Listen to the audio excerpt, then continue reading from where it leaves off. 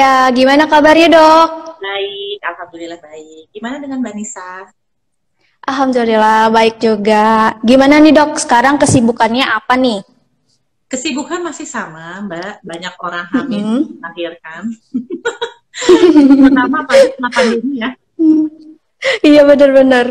Eh itu ya dok ya. Iya, Topik kita pada siang hari ini tuh menarik banget nih dok, karena kalau buat aku pribadi ya, aku tuh juga masih belum tahu nih sebenarnya perbedaan tumor, miom sama kista. Dan ternyata itu tuh beda ya. beda. Sedangkan sehari-hari tuh sering banget denger tiga hal ini gitu.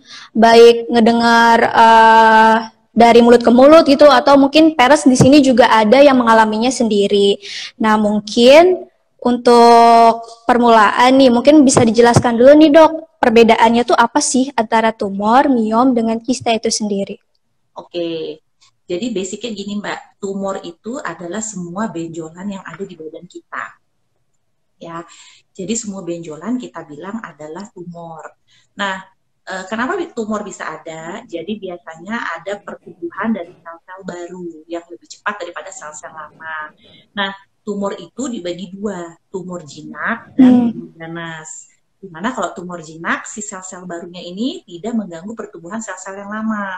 Sedangkan kalau tumor ganas, atau kita bilang namanya biasanya cancer ya, kanker, itu di mana Mm-mm. sel-sel baru yang tumbuh ini biasanya akan mengganggu pertumbuhan dari sel-sel yang lama gitu. Jadi basicnya semua adalah dibilang tumor. Nah, tumor di bagian kandungan itu bisa berupa miom atau bisa berupa kista. Nah, Hmm. miom sendiri sebenarnya dia adalah perbesaran otot rahim yang memang biasanya distimulasi oleh Hmm. perempuan. Jadi memang semua perempuan usia reproduksi itu mungkin banget bisa kena miom. Ya, dan miom ini sebenarnya Hmm. sifatnya jinak, Mbak. Jadi dia tumor jinak. Ada yang Jinak, memang tumor berubah jinak. menjadi ya, ada yang memang berubah menjadi keganasan, tapi itu sangat kecil sekali persentasenya. Mungkin Hmm. 99% adalah jinak gitu. Dan kalau kista, kista itu adalah benjolan yang berisi cairan, dia adanya di indung telur gitu. Hmm. Dan kista ini kalau di organ kandungan harus kita mention namanya, nggak bisa hanya kista aja. Jadi kista itu semua harus ada judulnya. Apakah kista coklat atau paling sering itu kan kista endometriosis ya, kista serosum, Hmm. kista mucinosum, kista dermoid. Dan namanya itu biasanya akan menggambarkan sifatnya si kista Hmm. ini dan juga menggambarkan biasanya memprediksi bagaimana tata laksana daripada si kista ini gitu. Jadi basicnya itu dulu yang harus kita pahami. Nah, Hmm. kita juga pasti ada yang jinak, ada yang ganas gitu. Hmm. Nah, mungkin supaya lebih jelas lagi kita bedah coba satu-satu dulu kali ya, Dok ya. Nah, kalau untuk miom sendiri, sebetulnya apa sih gejala-gejala yang bisa dialami oleh seseorang gitu kalau mengalami miom ini sendiri? Oke, jadi miom ini sebenarnya salah satu tumor jinak yang biasanya paling banyak di perempuan usia reproduksi. Kalau ditanya penyebab Hmm. pastinya miom sampai saat ini tidak diketahui, tetapi disinyalir bahwa miom ini adalah memang karena hormon perempuan yang berlebih. Kita bilang perempuan itu punya hormonnya estrogen dan itu biasanya adalah hiperestrogen. Kenapa perempuan itu bisa hiperestrogen? Bisa satu karena keturunan, dua pola makan. Gitu. Jadi ya paling banyak adalah karena genetik dan pola hidup sebenarnya. Nah, Hmm. kadang-kadang miom itu kita temukan pasien datang misalnya kontrol rutin aja gitu. Kita USG nih, ada miom. Miom itu juga jenisnya banyak, Menisa. Ada tiga ya, ada miom yang di luar permukaan otot rahim, ada yang di antara otot rahim, sama ada yang di dalam rongga rahim gitu. Nah, ternyata kita ketemu miom. Miomnya tapi cuma 1 senti. Ternyata dia yang letaknya di permukaan otot rahim atau di antara otot rahim. Pasiennya nggak ada keluhannya, is okay, nggak perlu kita apa-apain gitu. Hmm. Biasanya miom itu dia akan bergejala kalau memang ukurannya sudah besar. Biasanya di atas 5 Hmm. cm. Atau miomnya banyak, mengisi seluruh daripada si rahim. Jadi jaringan rahim tuh sudah terisi berubah menjadi jaringan miom gitu. Biasanya dia akan bergejala. Dan biasanya gejalanya apa? Yang paling pertama adalah pasien biasanya kalau memang miomnya besar, dia akan merasa ada benjolan pasti di perutnya. Yang kedua, Hmm. ada tipe-tipe miom yang memang biasanya mengganggu haid gitu. Apakah haidnya menjadi banyak, haidnya menjadi lama, atau memang kadang-kadang seringkali ada perdarahan di luar siklus haid gitu yang memang nggak Hmm. normal gitu. Atau kalau memang ternyata kan rahim ini letaknya berdekatan ya Mbak, depan itu dia tetanggaan sama kandung kemih, belakang dia tetanggaan sama usus besar gitu. Jadi kadang-kadang kalau miomnya menekan ke depan dia ada gangguan berkemih, atau dia menekan ke belakang malah ada gangguan untuk buang air besar. Atau kadang-kadang kalau dia memang udah besar menekan ke seluruh rongga perut, kadang-kadang pasiennya juga nyeri perut gitu. Jadi variatif banget, miom itu bisa tergantung dari ukurannya, tergantung dari letaknya di mana, itu dia baru akan menimbulkan gejala. Pokoknya prinsipnya kalau dia besar dan banyak baru dia akan menimbulkan gejala gitu. Nah, itu kan miom ya, Dok. Kalau misalkan kista, mungkin bisa lebih dijelaskan lebih lanjut nih, gimana gejalanya, apa yang harus diwaspadai oleh setiap perempuan. Oke, jadi yang paling sering kalau perempuan usia reproduksi itu yang paling sering adalah namanya kista coklat, Mbak, kista endometriosis. Kista. Ya, kista coklat, kista endometriosis. Nah, gejalanya biasanya memang satu, perempuan itu biasanya keluhannya akan nyeri haid, Mbak. Tapi ini kalau pada kista endometriosis, biasanya dia nyeri haidnya tidak wajar. Kadang-kadang sampai dia bisa pingsan, atau setiap dia haid malah dia bolos sekolah atau kerja gitu. Itu memang harus patut kita waspadai, kita harus cek gitu. Kadang-kadang kista endometriosis ini juga berpengaruh kepada pasangan-pasangan yang ingin mempunyai keturunan. Dia seringkali juga menimbulkan gangguan untuk kesuburan. Tidak selalu, tapi seringkali gitu. Atau kadang-kadang kalau misalnya memang tingkat derajat kista endometriosisnya ini sudah parah, dia biasanya keluhannya adalah kadang-kadang sakit saat buang air besar, tapi terutama adalah ketika pas haid ya Mbak. Jadi kista endometriosis ini dia nyerinya adalah related dengan siklus haid kita gitu. Atau dia bisa nyeri pas waktu buang air besar, atau nyeri saat berkemih, atau nyeri pada saat waktu lagi hubungan suami istri, itu juga bisa gitu. Jadi intinya sih prinsipnya kalau memang ada nyeri, terutama kan gimana pun kalau perempuan yang kita harus perhatikan adalah haid ya. Jadi kalau related sama haid kita mesti ekstra waspada gitu. Kalau kista-kista yang lain kayak kista serosum, mucinosum, atau dermoid, dia keluhannya biasanya adalah nyeri-nyeri aja atau ada benjolan di perut. Gitu. Jadi perempuan biasanya itu pertama kali. Bisa nggak mengganggu siklus haid? Bisa iya, bisa enggak. Gitu. Jadi prinsipnya perempuan kita lihat siklus haidnya gimana, nyerinya gimana. Kalau udah ada yang aneh, mungkin lebih baik adalah periksa ya ke dokter kandungan. Itu menarik banget nih Dok. Saya pribadi sih sebenarnya baru tahu juga nih. Jadi parents, karena ini topiknya tuh menarik banget, khususnya untuk kita nih kaum hawa ya, mau yang udah menikah, sudah menikah, yang sudah memiliki anak, yang belum memiliki anak, tuh kayak penting banget gitu tahu soal informasi ini. Terus kapan lagi bisa nanya-nanya langsung nih dengan dokter. Apalagi tadi juga di awal saya tadi udah jelasin bakal ada 3 pemenang untuk pertanyaan terbaik di Rumah Sakit IMC ya Dok ya. Akan ada hadiahnya nih. Saya ingetin lagi ada 3 paket suntik vitamin C untuk ibu dan anak buat penanya terbaik. Jadi parents ramein kolom komentar. Kalau misalkan pertanyaannya nanti menarik, nanti saya akan ajukan untuk dokter. Begitu. Lanjut nih ya Dok ya. Oke. Lalu untuk pemeriksaannya sendiri nih, untuk miom sama kista tuh sebetulnya apa aja sih Dok? Paling basicnya kalau dokter kandungan pasti kan semua akan ngelakuin USG Mbak. Jadi semuanya pasti harus bisa di screening dengan USG. Kadang-kadang kita akan kalau memang perlu kita bisa lanjutkan CT scan atau memang pemeriksaan panel-panel tumor yang lain gitu. Itu bisa. Tapi basicnya adalah pasti USG. Lalu kita kan sudah tahu ya kista dan miom tumor itu juga beda gitu. Nah kalau untuk pengobatan dan penanganannya sendiri Dok, sama atau beda sih sebenarnya? Berbeda Mbak, semuanya harus dilihat case by case ya, jadi nggak semua bisa disamaratakan gitu. Kalau miom kadang-kadang kita harus lihat intinya adalah dia ada keluhan apa enggak gitu ya. Kalau nggak ada keluhan, dia kecil ukurannya, biasanya kita relatif adalah observasi aja 3-6 bulan.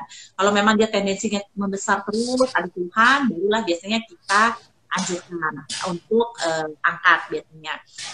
Pengangkatannya sendiri itu ada 2 sebenarnya. Bisa mengangkat miom saja atau bisa mengangkat rahim beserta miomnya diangkat semua. Tentunya semua itu adalah keputusannya adalah dilihat dari background pasien masing-masing. Kadang-kadang ada pasien yang memang dia masih mau punya anak, ya nggak mungkin dong kita angkat rahimnya gitu. Jadi semuanya nanti dilihat apa pasien ini sebenarnya butuhnya apa. Tapi yang terutama adalah Biasanya sih kita bisa coba terapi hormonal juga bisa, Mbak, kalau memang dia kecil gitu. Terus pasien kadang-kadang belum siap operasi, kita bisa coba obat-obatan hormonal gitu.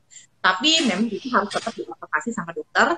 Kalau memang gagal, ya biasanya tetap kita masuk ke pengobatan untuk operasi gitu. Operasi ya pilihannya dua, angkat miom atau angkat. Jadi intinya memang pengobatan ini berbeda ya antara kista dengan miom, dan setiap orang juga case-nya itu beda. Jadi pastikan berkonsultasi dengan dokter gitu ya. Betul. Nah, lalu nih dok, ada juga. Kalau untuk kista sendiri itu karena ada di induk telur, Mbak. Jadi tetap sama, basicnya prinsipnya kita lihat besar nggak besar tuh kita bilang kista di atas 5 cm ya. Gitu. Ada keluhan nggak gitu. Pasiennya masih mau punya keturunan nggak gitu, masih pengen punya hamil nggak. Nah itu bisa kita angkat kistanya aja, karena kista itu dia punya kapsul, Mbak, punya dinding, jadi bisa kita pisahkan dari jaringan yang sehat di indung telur, atau kita mengangkat indung telurnya, jadi semuanya berbeda gitu. Nah, tadi kan sempat disinggung juga nih dok soal hamil, ibu hamil. Nah, banyak juga nih yang nanya soal miom dan kista ini saat seorang perempuan itu tengah hamil. Sebetulnya apakah, yang pertama, apakah emang miom dan kista ini bisa mempengaruhi peluang kehamilan? Lalu kalau misalkan itu terjadi saat kehamilan, bagaimana tindakannya? Nah, ada jenis miom yang memang bisa mengganggu untuk proses kehamilan. Itu miom yang letaknya adalah ke arah rongga rahim. Itu bisa, Mbak. Jadi memang kalau seperti itu mungkin ada pertimbangan kita harus angkat miomnya. Tapi kalau miom-miom yang kecil, dia letaknya tidak mengganggu untuk implantasi daripada babynya, ya kita sih nggak apa-apain, Mbak. Biasanya kita observasi aja. Dan biasanya miom ini pada kehamilan dia bisa tambah membesar, ada juga yang mengecil, tetapi yang pasti saat nifas dia pasti kecil. Karena ingat kalau kita nifas kan biasanya kita tidak haid ya, Mbak. Nah, kan sebenarnya miom ini kan karena memang hormon perempuan yang berlebih gitu. Tapi kalau kita lagi nyusuin kan kita lagi seperti keadaan menopause, keadaan hamil dan menyusui kan kita kan nggak haid, jadi seperti keadaan menopause. Jadi memang biasanya hormon estrogennya akan turun. Jadi biasanya dia akan mengecil justru malah gitu. Nah, kista kalau misalnya lagi tadi apa Mbak lagi hamil ya, kalau lagi persalinan. Iya, sedang hamil. Nah itu lagi hamil, jadi ya kita evaluasi Mbak, belum tentu semua harus diangkat. Nah gimana kalau ketemu pas bersalin, kadang-kadang orang ada angkat miom sekalian gitu. Nah sebenarnya miom nih kalau lagi proses persalinan rekomendasi sebenarnya nggak diangkat Mbak. Kenapa? Karena resiko perdarahannya lebih besar gitu. Karena hamil tuh pembuluh darahnya memang biasanya besar-besar ya kalau hormon hamil gitu. Jadi justru kalau kita mengangkat lagi hamil itu resikonya malah lebih besar gitu.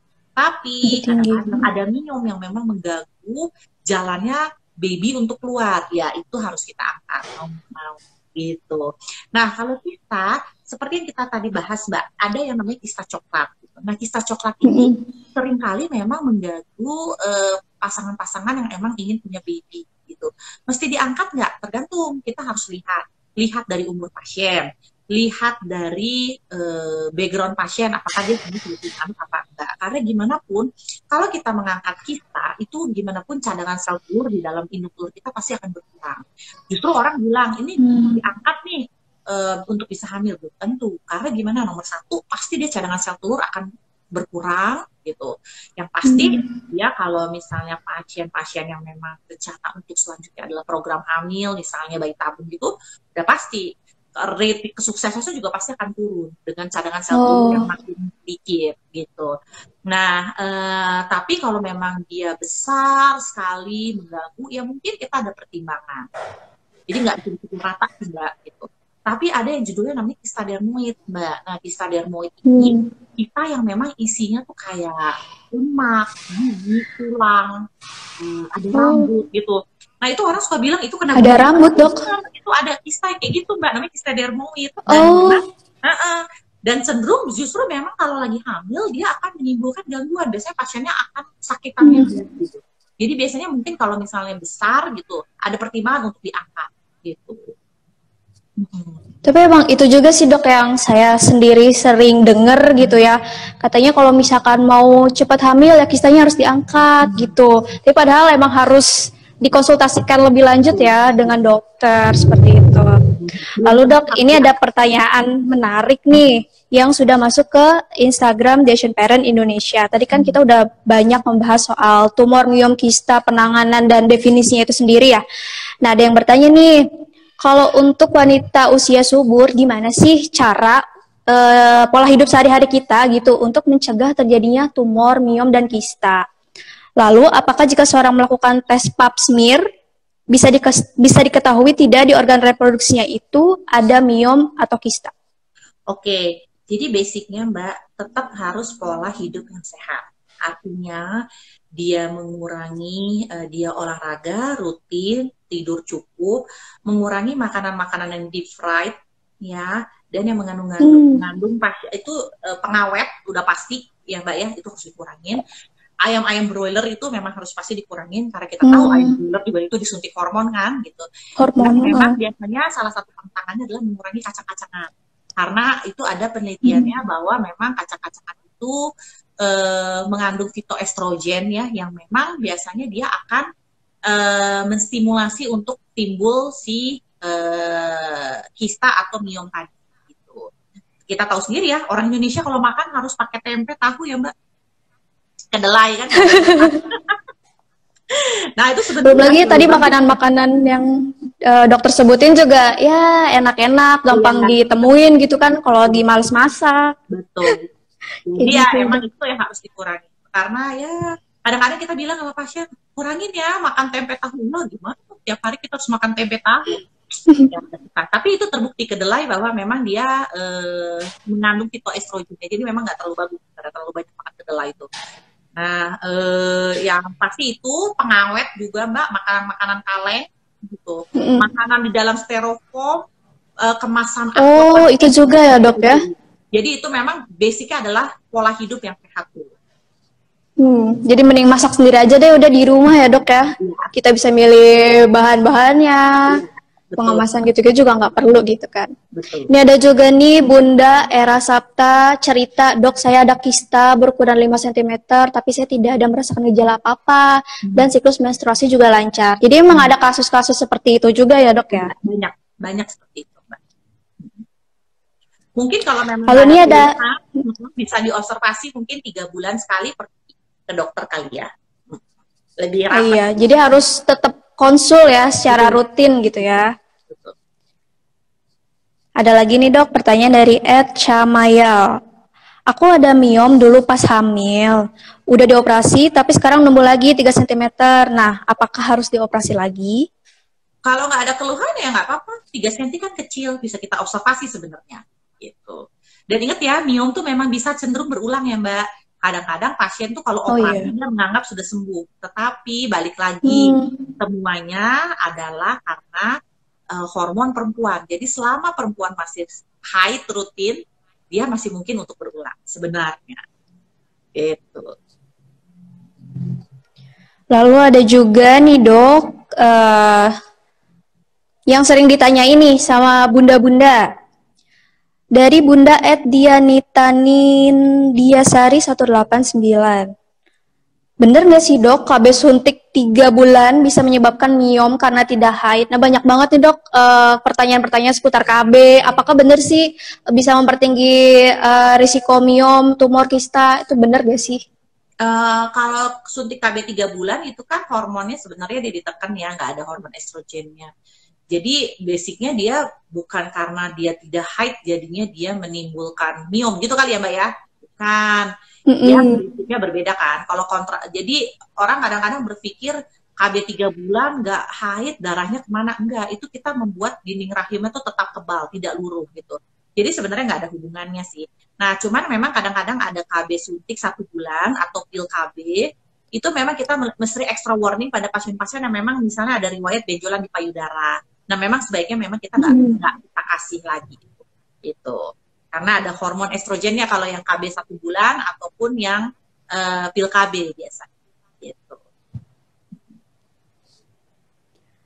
Dok, ada juga nih yang nanyain, ini banyak banget juga sih yang masih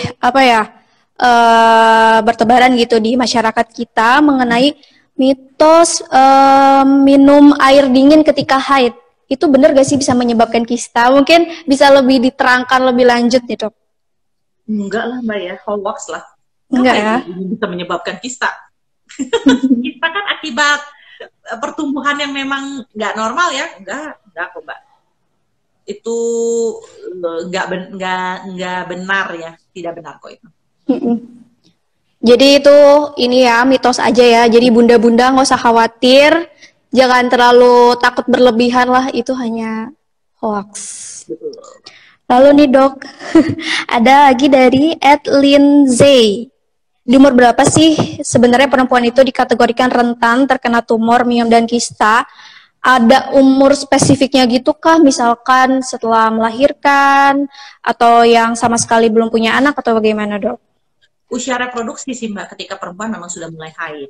Ya, itu pastilah rentan. Gitu kan, karena berarti hormon perempuan kita sudah aktif gitu. Berarti memang harus kita pantau. Basicnya sebenarnya adalah kita lihat dari gejala aja dulu Mbak. Kalau itu sih. Lalu ada juga nih, sekarang pertanyaannya dari ayah nih. Jadi nggak cuma bunda aja nih dok yang ngeliat dan join diskusi kita pada siang hari ini. Ada juga ayah yang ternyata tertarik untuk anak perempuannya, untuk istrinya juga kan ilmunya. Dari Muhammad Ahmad Rezvan. Apakah perempuan yang mengalami menstruasi pertama di bawah usia 10 tahun bisa memiliki risiko terkena miom lebih tinggi? Dan jika ukuran kistanya semakin besar, apakah bisa menimbulkan masalah seperti sindrom polycystic ovarium? Oke, jadi pertanyaan nomor 1, sebenarnya kalau kita dapat haid di bawah 10 tahun itu kita bilang namanya pubertas precox ya, di bawah 9 tahun tuh gitu. Mungkin dia bukan resiko miom ya, tapi biasanya dia memang ada masalah hormonal biasanya. Itu yang harus kita hormonal. Nah, biasanya. Dan mungkin salah satu gangguan hormonalnya ya bisa menimbulkan miom atau kista. Banyak bentuknya Mbak. Jadi bisa iya, bisa enggak. Gitu. Nah, yang kedua, sindrom ovarium polikistik. Itu berbeda. Kalau ovarium polikistik itu dia bukan kista Mbak. Jadi sebenarnya dia itu adalah karena kelainan gangguan hormonal, siklus hormonal dari perempuan gitu. Itu tuh biasanya sel telurnya tidak ada yang berkembang menjadi matang. Makanya semua sel telurnya dibilang kecil-kecil seperti polikistik. Makanya namanya polikistik, orang kadang-kadang dibilangnya kista. Padahal bukan, sel telurnya kecil-kecil karena harusnya setiap perempuan itu akan ada satu sel telur yang matang tiap bulannya. Ini enggak, dia kecil-kecil terus. Biasanya pasien-pasien yang kita bilang namanya PCOS ya, polycystic ovary syndrome itu, satu pasti keluhannya adalah siklusnya nggak turun, nggak akan tiap bulan dia haid, siklusnya panjang lebih dari 5 hari. Yang kedua, ada tanda-tanda biasanya memang hormon lakinya berlebih, apakah kadang-kadang dia ada kumis, jerawat berlebih gitu. Yang ketiga, kita USG ada gambaran sel telur yang kecil-kecil. Ada 2 di antara itu baru kita bisa bilang itu PCOS gitu. Jadi bukan PCOS itu bukan kista, bukan, dia adalah gangguan siklus hormon sebenarnya. Dan tentunya ketika sudah mengalami gejala-gejala tersebut, jangan self-diagnose ya dok ya, tetap harus konsultasi ke dokter gitu. Karena yang mendiagnosis penyakit itu hanya dokter, tidak bisa diri sendiri gitu ya dok. Prinsipnya sih ada lagi perempuan extra warning, lihat aja Mbak siklus haid, dia harus haid tiap bulan. Siklus haid. Nah, kalau dia nggak tiap bulan haid, udah pasti itu ada sesuatu gitu. Terus kita lihat haidnya nyeri terus-terusan, hebat sekali apa enggak? Kalau dia nyerinya hebat sekali sampai pingsan-pingsan, udah pasti itu ada sesuatu. Jadi dilihat gitu. Kalau memang ada kayaknya kok ini aneh ya, saya nggak haid, saya haidnya tiap 3 bulan, 4 bulan udah aneh. Harus pergilah ke dokter kandungan. Karena gimana pun perempuan itu ya harus haid tiap bulan. Iya, kecuali dia hamil dan itu sudah alaminya seperti itu ya dok ya. Lalu ada bunda yang lagi hamil lagi nih yang bertanya dari @Aziza Ica. Dok mau nanya, saya sedang hamil 17 minggu dengan kista ovarium kiri ukuran 5 cm. Apakah berbahaya untuk kehamilan ini? Lalu di kondisi seperti itu sebetulnya nantinya bisa normal atau harus sesar? Oke, judulnya balik lagi Mbak, kista harus ada judulnya. Kista pasti ada di ovarium. Kistanya kista apa nih? Ya, kalau kista dermatitis 5 cm nggak perlu kita apa-apain. Tapi kalau kista dermoid mungkin 5 cm ada pertimbangan, mungkin kita harus angkat. Jadi kista tuh nggak boleh cuma ada kista ya, semua harus ada judul. Jadi kalau memang di sini parent pergi ke dokter ditanyakan ada kista nih, harus ada judul. Ini kista apa dok? Apakah kista coklat, kista dermoid, atau kista apa? Harus ada judulnya gitu. Nah yang kedua, apakah perlu sesar atau enggak itu tergantung. Sebenarnya kista itu tidak ada indikasi untuk sesar karena kista adanya di indung telur, bayi kita adanya di rahim, jadi nggak ada hubungannya, dua tempat yang berbeda ya gitu. Tapi semuanya itu kalau mau sesar apa enggak adalah indikasinya tetap indikasi ibu atau bayi. Misalnya bayinya letak sungsang tapi ibunya ada kista, ya letak dia indikasi sesarnya adalah karena letak sungsang tapi ada kista juga gitu. Jadi kista sebenarnya tidak mempengaruhi metode kita bersalin, apakah sesar atau normal itu nggak berpengaruh. Tempatnya pun berbeda soalnya. Oke, sudah jelas banget ya penjelasan dari Dokter Tria. Lalu nih ada juga Bunda yang sharing pengalamannya dari @Rafika N. Maulani. Sebelumnya saya mau bertanya dok, kemarin saya habis kuret karena janin tidak berkembang. Terus di luar rahim katanya ada miom. Nah, apakah masih ada peluang untuk bisa hamil? Miomnya kan kalau dengar dari ceritanya di yang permukaan rahim ya, itu harusnya nggak mengganggu proses implantasi ya. Jadi kemungkinan kemungkinannya bukan karena miom gitu. Ya balik lagi, hamil tuh bukan hanya ditentukan dari miom ya, itu ditentukan dari pasangan kan. Gimana kualitas sperma laki, gimana fungsi saluran telur daripada si perempuan. Tapi kan pernah lihat dia hamil berarti kan fungsi saluran telurnya bagus. Tapi kan belum tentu gimana si laki-laki ini menyumbangnya bagus juga apa enggak gitu. Jadi sebenarnya miom itu tidak mengganggu, tidak mempengaruhi apakah pasien bisa hamil apa enggak sih sebenarnya gitu. Balik lagi ke faktor-faktor yang lain. Ini dok banyak juga nih yang sharing di kolom komentar, saya pernah kuretase karena kista tuh. Saya juga pernah ngalamin miom nih dok. Gitu. Saya sudah 1 bulan kuret. Banyak banget sih, relate banget sih ini dok untuk perempuan, dan saya sendiri ngerasa sangat insightful banget nih diskusi kita pada siang hari ini. Lalu ada lagi dok pertanyaan dari @sunshine from God. Dokter Tria, saya sudah 10 bulan menikah, belum hamil juga. Sudah HSG dan analisa sperma, hasilnya baik, tapi ada kista 2 cm dan miom submukosa. Yang ingin ditanyakan, apakah harus dioperasi dulu supaya bisa hamil? Adakah kemungkinan bisa hamil tanpa operasi? Lalu adakah pantangan, makanan-makanan yang harus dihindari untuk seseorang yang menderita kondisi ini? Kalau miom submukosum itu biasanya memang mengganggu sih Mbak gitu. Proses implantasi dia biasanya ada di dalam rahim yang memang mungkin bisa mengganggu proses implantasi gitu. Tapi biasanya kalau ada pasien ada miom submukosum pasti dia ada keluhan perdarahan Mbak.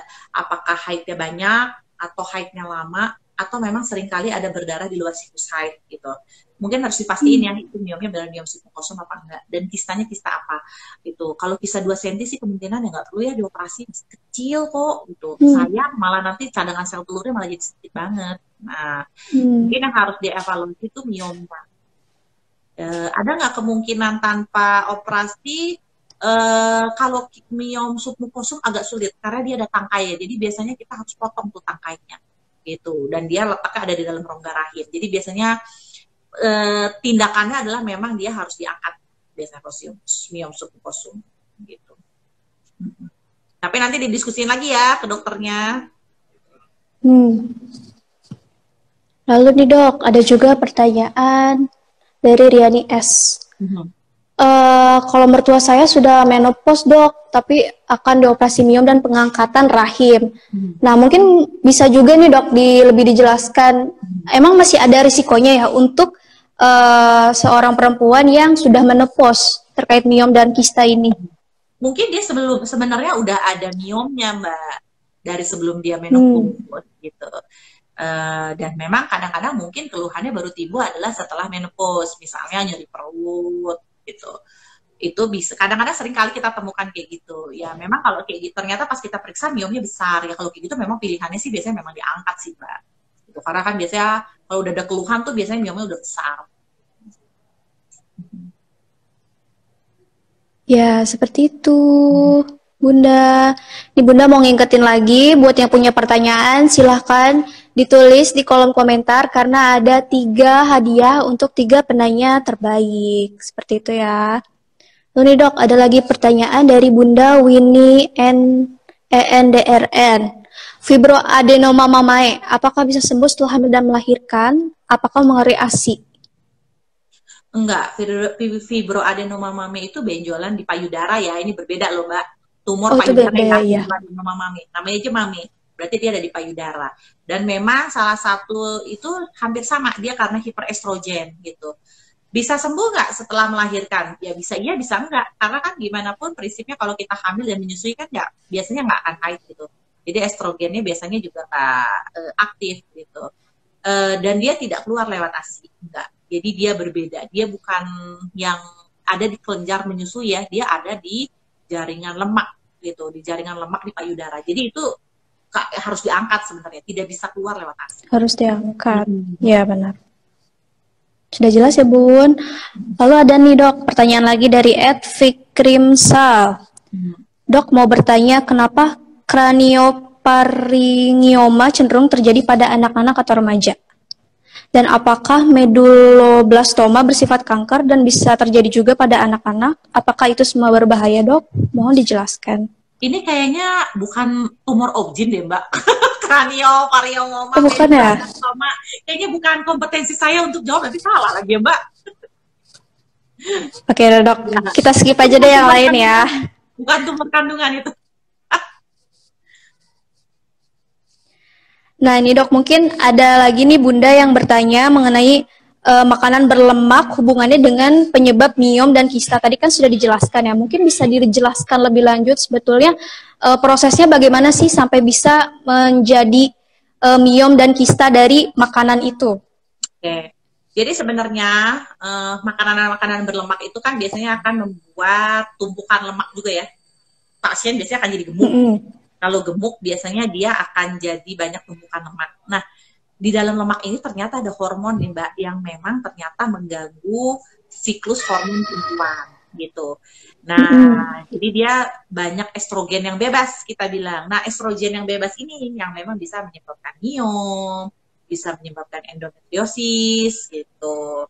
Jadi sih mungkin bukan makanan berlemaknya ya. Sering makanan berlemak membuat menjadi obesitas, obesitasnya itu yang biasanya mengganggu gitu. Oke.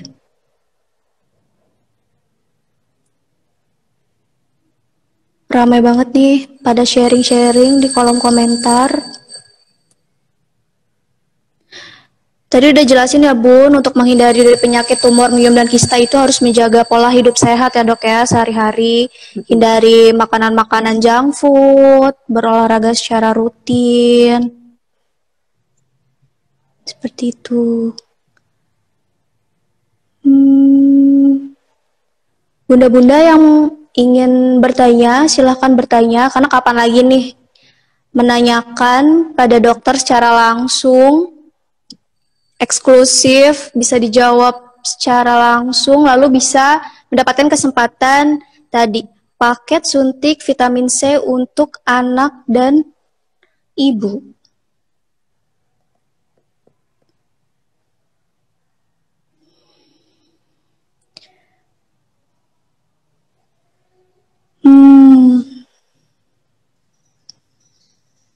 Saya pernah 2 kali kuretase, tuh katanya.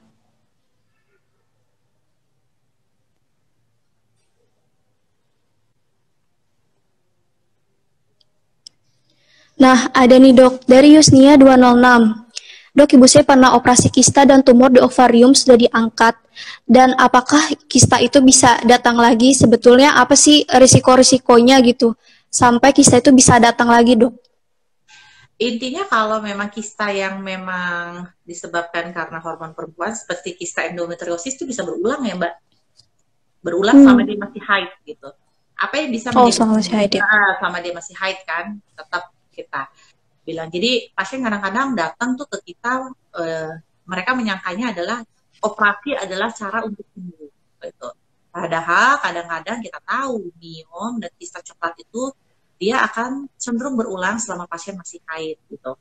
Nah, apa yang bisa membuat dia berulang ya pasti tadi pola hidup harus dijaga, Mbak. Biasanya Pola pasien hidup ya. kalau makan coklat, minum diangkat, udahlah abis itu dia batasin banget makan makanan pengawet, makanan deep fried, ayam-ayam broiler tuh harus dikurangin banget, kacang-kacangan itu dikurangin.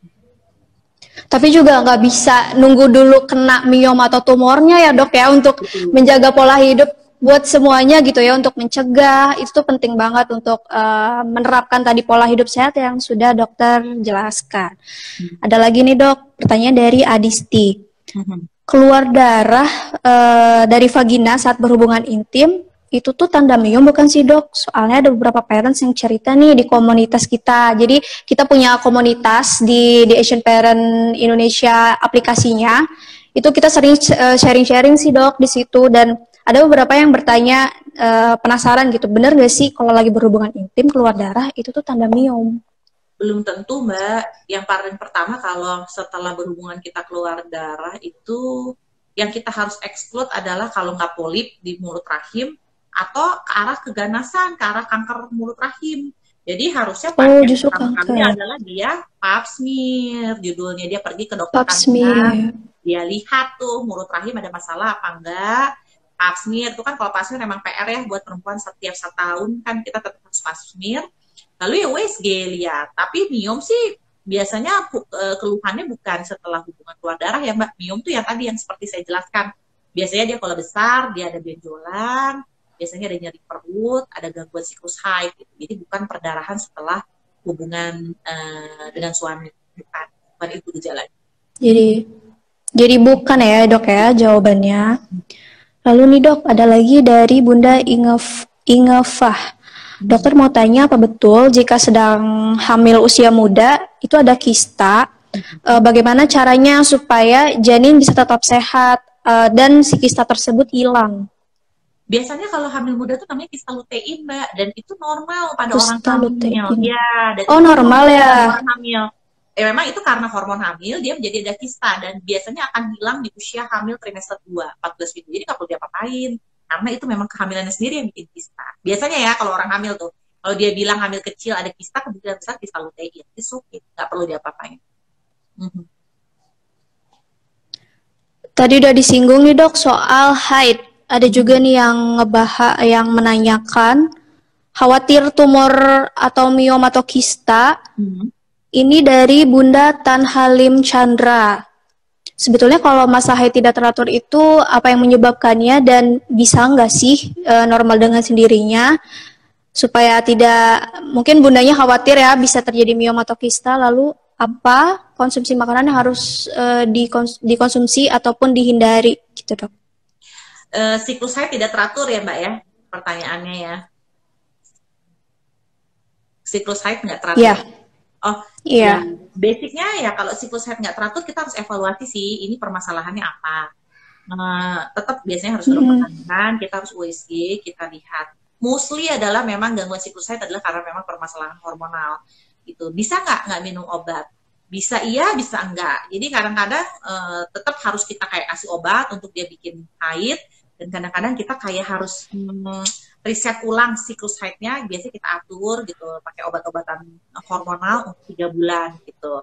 Nah pantangannya makanan apa ya, intinya sih tetaplah harus kita makan sehat. Di prinsipnya sih itu aja Pak, gitu, mengurangi karbo, perbanyak protein, kurangi gorengan, kurangi kacang-kacang gitu. Ini tadi sudah dijelaskan juga ya dari @Bunda Anca, dok apa benar yang mempunyai miom dilarang makan atau minum yang mengandung kedelai? Tadi sudah dijelaskan ya Bun, dikurangi aja mungkin ya dok ya? Tapi pasti atau bagaimana, atau beneran? Oh gitu ya? Gitu. Pasti kan gitu, kalau dibilang 1 jadinya 2, 2 jadi 3. Jadi kalau dokter sendiri punya pengalaman seru gitu nggak sih dok selama praktek gitu soal pasien yang mengalami tumor, miom, dan kista ini? Ya mungkin ini salah satu keluhan yang memang pasien paling sering datang ke dokter kandungan ya, gitu. Ada benjolan atau memang dia ada nyeri haid, itu salah satu memang sering datang ke kita gitu. Selain memang pasien-pasien kontrol hamil gitu. Jadi ya memang kalau saya lihat sih kadang-kadang biasanya perempuan itu basicnya adalah dia tidak menganggap haid itu apa ya? Pertama adalah dia tidak aware bahwa haid itu harus tiap bulan. Jadi kadang-kadang pasien tuh kadang ditanya kapan mens terakhir, kapan ya? Padahal dia tahu saya ya udah lama haid, tapi kalau ditanya kapan gitu. Jadi basicnya kita tuh sebagai perempuan harus tahu jadwal haid kita, karena dari sana kita bisa tahu apakah memang kita ini fungsi reproduksinya normal atau enggak gitu. Dan yang harus diperhatikan adalah nyeri haid gitu. Itu yang pertama kali sih. Gitu. Kalau seru mbak ya semua pasien seru mbak. Lucu-lucu kasusnya. Gitu. Jadi intinya emang screeningnya harus dari diri kita sendiri dulu ya dok ya. Maksudnya haid itu kan emang tadi seperti dokter bilang emang harus terjadi di setiap bulannya gitu. Seandainya memang ada yang ke skip itu tuh emang kita harus curiga dan harus segera periksakan ya dok ya. Betul. Karena semakin cepat pemeriksaan, penanganan juga kan kemungkinan sembuhnya bisa lebih tinggi ya dok. Kemungkinan bisa kita tangani lebih cepat gitu ya. Ya. Ada dari Bunda Alfi Keila 17. Kalau setelah melahirkan, terus darah nifasnya itu tidak bersih, apakah bisa jadi kista atau miom, dok? Darah nifas maksudnya masih tetap ada enggak? Dia bukan prinsipnya kista atau miom bukan karena darah nifas nggak selesai, nggak bersih ya. Biasanya kalau darah nifasnya memang masih kayak tertahan di dalam rahim, dia bikin infeksi sih mbak, bukan bikin kista atau miom. Jadi bukan ya? Tapi tetap dong harus benar-benar bersih ya untuk higienitasnya juga. Seperti itu. Oh, ada juga nih yang cerita dok 2 kali kehilangan bayi dalam kandungan karena kista. Ya, mungkin harus dievaluasi sih ya. Mungkin dia memang ada kista terus keguguran, tapi mungkin kegugurannya bukan karena kistanya sih. Karena kan tadi balik lagi loh. Kista kan ada di mana? Di indung telur. Di mana? Di rahim. Gitu. Mungkin dia hamil dengan kista, tapi penyebabnya belum tentu karena kista itu. Nih dok, ada yang nanya lagi. @desiradf. Nah, kalau misalkan kita sudah positif miom dok, selain dioperasi, alternatif yang lain-lainnya nih dok, apa sih? Apakah benar minum herbal-herbal bisa mengatasi miom dan kista itu? Prinsipnya kan gini Mbak Nisa, kita tuh dokter ya bisa bilang ini obat bermanfaat nih, ini obat ada fungsinya, ada manfaatnya. Itu kan sebenarnya obat itu sudah diuji coba secara klinis. Jadi kita bisa memperlihatkan sama itu loh, hasilnya dia sudah diuji coba, pada sampelnya biasanya banyak kalau udah kayak gini uji klinis, dan hasilnya ternyata memang dengan obat ini terbukti angka kesembuhannya naik gitu. Permasalahannya obat-obat herbal itu tidak melewati uji klinis. Mbak Nisa. Jadi kita tidak bisa membuktikan apakah benar obat-obatan herbal itu sebenarnya berfungsi apa enggak gitu. Mungkin ya ada orang turun-temurun bilang ini bermanfaat gitu. Ya boleh dicoba, tapi kita tidak boleh menghindarkan klinisnya ya, sisi medisnya gitu. Tidak hanya semata-mata herbal. Herbal boleh diminum, tapi tetap kalau menurut saya sih harus berjalan seiringan dengan memang medis gitu.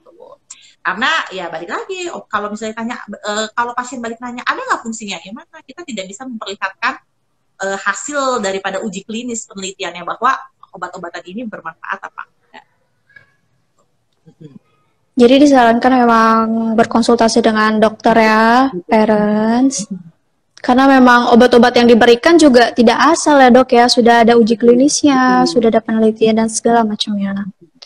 Ada juga nih dok yang lagi sharing, Bunda Riani.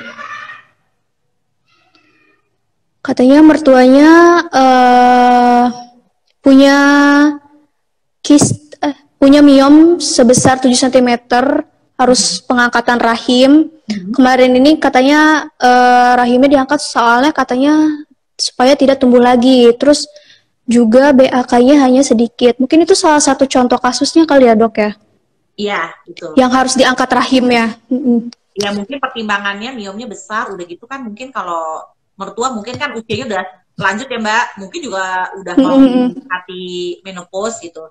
Jadi yang pasti kan dia sudah tidak perlu lagi untuk satu punya anak hamil gitu kan. Mm-mm. Jadi ya memang gimana pun apa tindakan itu akan lebih gampang kalau kita ngangkat rahim. Tapi kan tidak semua pasien bisa diangkat rahim. Iya, benar. Heeh. Jadi Ada akhirnya banyak hal yang harus dipertimbangkan ya, Dok ya. ya Tapi betul. kalau untuk dari segi kesehatan sendiri gitu untuk kebaikan pasiennya, Hmm. kondisi yang seperti apa sih yang rahimnya tuh harus sampai diangkat, Dok?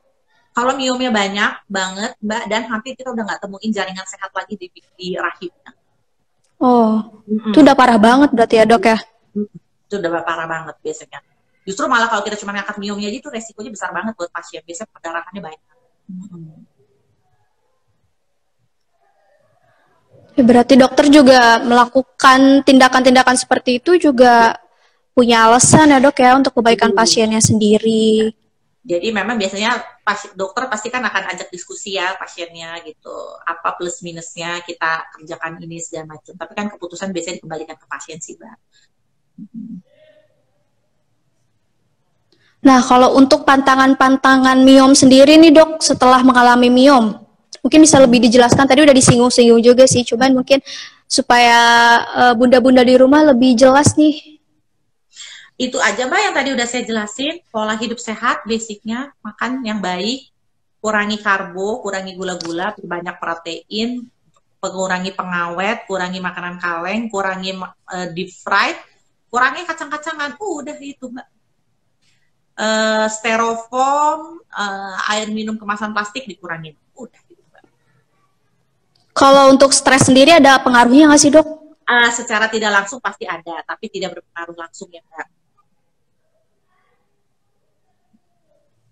Oke, nah Bunda jadi mari kita terapkan berbagai hal yang sudah tadi dokter jelaskan ya, supaya kita terhindar dan bagi yang sudah mengalaminya tidak terjadi secara berulang. Karena emang miom dan kista ini bisa terjadi berulang ya dok ya, kalau misalkan kita tidak menjaga kesehatan tubuh kita dengan baik.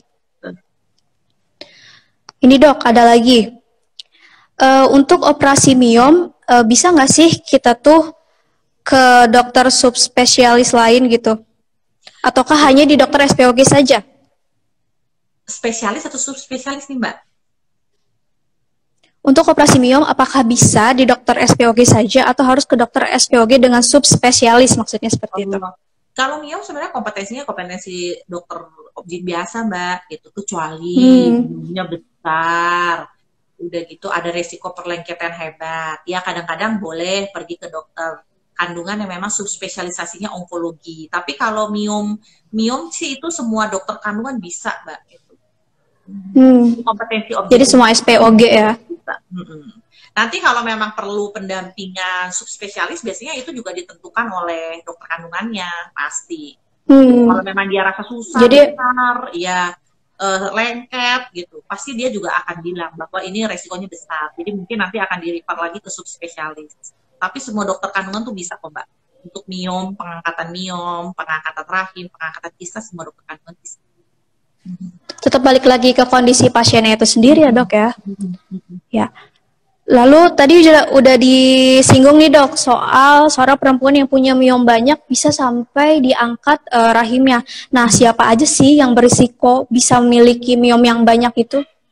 Semuanya Mbak. Semua ya? Semuanya. Wanita usia produktif? Iya, usia reproduksi. Semua perempuan usia reproduksi. Biasanya kalau yang banyak gitu pasiennya udah disaranin Mbak tindakan nunda makin besar makin banyak gitu. Biasanya seperti itu.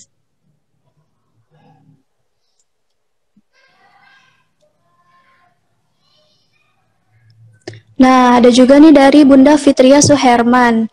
Berpotensikah untuk ibu yang sudah melahirkan 2 kali mengalami tumor miom dan kista? Lalu di bundanya visioner nih, untuk menjaga anak-anak kita dari miom, apa yang sebaiknya dilakukan? Intinya sih semua perempuan ya bisa terkena miom, mau udah ngelahirin, belum ngelahirin, Bahkan gadis pun ada Mbak yang kena miom sama kista. Jadi semua perempuan ada resikonya gitu. Caranya ya udah Mbak, dikembalikan itu.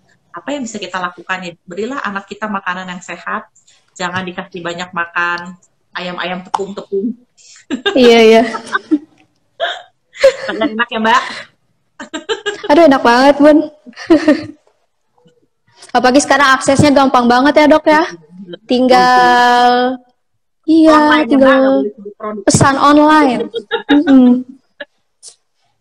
Tapi ya itu balik lagi kalau misalkan kita mau visioner untuk kesehatan kita, memang baiknya ya mulai dari hal kecil ya. Betul. Dari pola makan dan pola hidup sehat lainnya. Nah, Dok, sepertinya kita udah ada di ujung sesi nih. Sayang banget sih, ini banyak banget yang nanya, banyak banget yang cerita juga soal pengalaman pribadi, pengalaman keluarganya juga, Dok. Karena emang relate banget sih di kehidupan sehari-hari kita. Banyak Mbak memang. Mungkin lain waktu, mungkin lain waktu kita bisa sharing-sharing lagi ya, Dok, materinya yang beda gitu, yang juga relate untuk kehidupan sehari-hari. Semoga dokter nggak kapok ya, Dok ya. Diskusi bareng di Asian Parent Indonesia. Ya, untuk parents, diskusi kita pada siang hari ini juga nanti akan di-share di Instagram di Asian Parent Indonesia. Jadi bisa ditonton ulang nih di IGTV-nya. Terus jangan lupa follow Instagram Rumah Sakit IMC untuk melihat berbagai informasi menarik dan juga pemenang dari 3 penanya terbaik yang tadi sudah saya dari awal jelaskan. Seperti itu ya, Dok ya. Dari dokter nih untuk closing statement, ada nggak pesan-pesan gitu atau petuah dan sebagainya untuk perempuan-perempuan Indonesia gitu, khususnya untuk bunda-bunda di Asian Parent Indonesia? Oke, jadi perempuan kita tahu ya bahwa ujung tombaknya keluarga adalah sebenarnya perempuan, basicnya. Jadi kalau kita nggak peduli sama diri kita sendiri, siapa yang mau ngurus diri kita? Mulailah dengan hal-hal kecil, selalulah aware gitu. Apakah memang jadwal menstruasi kita teratur? Apakah memang dia ada masalah saat menstruasi gitu? Dan jangan pernah menganggap menunda ya. Maksudnya kalau memang dia rasa ada yang aneh, coba pergilah ke dokter, diperiksakan, dibuktikan apakah yang memang dia anggap aneh ini memang ada masalah apa enggak gitu. Karena gimana pun ya kita tahu ya Mbak, perempuan itu kan yang nanti akan hamil, melahirkan, perempuan gitu. Jadi ya perempuan harus sehat sebenarnya. Dan itu kesehatan memang harus kita yang peduli gitu. Jadi kadang-kadang saya suka sedih aja gitu kalau di praktek ditanya, kapan ya terakhir mens? Kapan ya gitu. Aduh, sedih banget, bahkan untuk diri sendiri aja dia lupa gitu. Iya, jadi mulailah mencatat dengan hal-hal yang kecil, perlu extra aware gitu. Kalau kita merasa aku udah ada kayak benjolan di payudara atau di mana, pergilah periksa lah gitu. Jangan pernah menganggap itu adalah normal gitu. Berkonsultasilah dengan memang orang yang ahli sebenarnya. Ya mungkin terakhir bisa aku simpulkan ya, Dok, miom dan kista itu masalah kesehatan yang berbeda. Untuk penanganan dan atau pengobatannya sendiri itu ya berbeda-beda juga, karena juga tergantung kondisi dari pasien itu sendiri. Salah satu screening yang paling awal banget yang bisa dilakukan yaitu dari diri kita sendiri. Kita harus tahu siklus haid kita lancar atau enggak, kondisinya gimana ketika kita haid. Lalu kita juga bisa mencegah dengan menjaga pola hidup kita sehari-hari dengan pola hidup yang sehat. Seperti itu tadi juga seperti yang dokter sudah jelaskan, ya karena perempuan itu nantinya yang akan melahirkan, hamil, menyusui, merawat anak-anak gitu kan, menjadi apa ya ibaratnya di keluarga itu tuh mungkin gerbang utamanya kali ya, dan kesehatan keluarga juga dipengaruhi juga kan dari kesehatan ibu, seperti itu. Gitu. Jadi parents jangan lupa follow Instagram Rumah Sakit IMC. Sekali lagi di sana akan ada pengumuman pertanyaan terbaik. Ada juga ya, Dok ya, banyak informasi kesehatan menarik, promo-promo kesehatan juga banyak. Lalu jangan lupa juga terus pantengin Instagram Live di Asian Parent Indonesia, baca artikel di Asian Parent Indonesia, dan gabung di aplikasi di Asian Parent Indonesia. Mungkin sekian yang bisa kami sampaikan. Mohon maaf apabila ada kekurangan. Terima kasih banyak ya Dok sudah meluangkan waktunya. Sampai ketemu di Instagram Live selanjutnya. Bye guys.